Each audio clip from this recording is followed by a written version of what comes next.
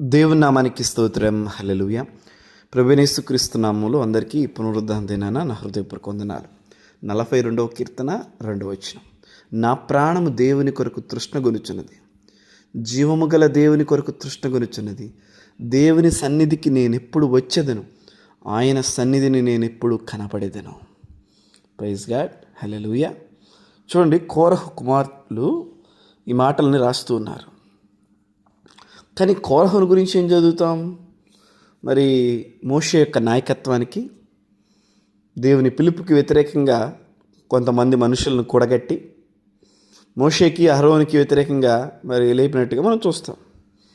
అదే కుటుంబంలో కోరహు కుమారులు ఏమైనా రాస్తున్నారంటే, నా ప్రాణం దేవుని కొరకు తృష్ణగొనుచున్నది. తృష్ణ, దేవుడు కావాలి, నాకు దేవుడు కావాలి, దేవుని చూడాలి అని ఆశ, తృష్ణ కలిగి ఉంటుందంట.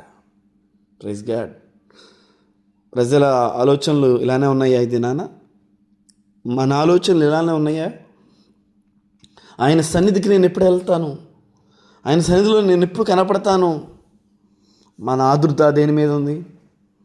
మనం దేని గురించి ఇంతలా పరితపిస్తూ ఉన్నాం? ఒకసారి మనం వాక్యపు వెలుగులో మనం చూసుకోవాలి. ఎందుకంటే ఎప్పుడైతే మనం అలా చూసుకుంటామో, దేవుని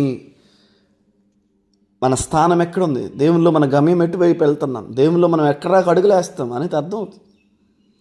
అందుకని ఇక్కడ స్పష్టంగా చెప్పాడు, దేవుని సన్నిధికి నేను ఎప్పుడు వస్తాను, ఎప్పుడు నేను ఆయన సన్నిధిలో కనపడతాను. చూడండి, ఆదామవ్వలు పారిపోయారు, దేవుని సన్నిధిలో కనపడకుండా దాక్కుంటున్నారు. పాపం ఉండటాన్ని బట్టి వాడు రాలేకపోతున్నారు. అట్లా మన జీవితాల్లో వాక్యపు వెలుగు ఉండాలి, ఆయన సన్నిధిలో మనం కనపరుచుకుంటూ ఉండాలి. తద్వారా సన్నిధిలో ఉన్న సంతోషము, నిత్య సుఖాలు మనం అనుభవించగలుగుతాం. హల్లెలూయా. కనుక అది సన్నిధి కొరకైన కాంక్ష, ఆయన నేను కలుసుకోబోతున్నాను, ఆయనతో నేను మాట్లాడబోతున్నాను, ఒక ఆశ, తృష్ణ వాళ్ళు ఎల్లప్పుడూ కూడా రగులుకున్నాను కాక. ఆమేన్. గాడ్ బ్లెస్ యు ఆల్ అండి. ఈ పునరుద్ధాన దినాన్ని మనం అందరం కూడా ఆయన సన్నిధిలో ఆనందించే వ్యక్తులుగా, ఆయన సన్నిధిలో దీవించబడే వ్యక్తులుగా గడుపుకుందాం. దేవుడి మాటలు వినికిడిలో దీవించును గాక. ఆమేన్.